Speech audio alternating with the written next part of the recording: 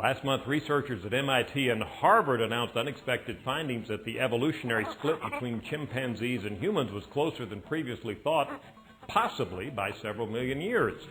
Theoretically, that news is of interest to only about 49% of the American public. The rest probably say nonsense, even though these are reputable scientists. Why do I say that? Well, this is in response to the question that we update periodically about Americans' views of the theory of evolution.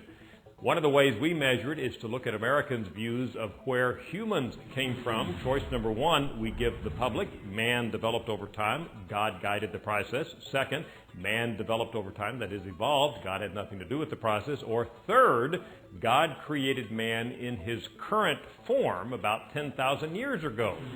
What does the public say? 49%, as I mentioned, choose one or the other of the alternatives that man did evolve, whether or not God was part of the process.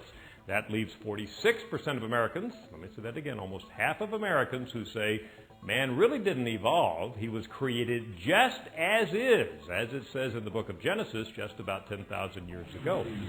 Perhaps surprisingly, there's very little difference by age in these views. In other words, young people, most recently out of high school or college, are just as likely to say that man evolved or didn't evolve as those who are older. There is a big difference by education.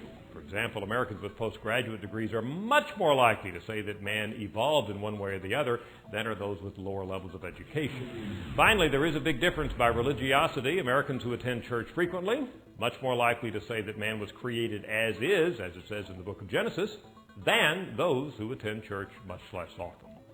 Tomorrow on the Daily Briefing, new analysis of the Bush White House. I'm Frank Newport, editor-in-chief of the Gallup poll with Democracy on Demand.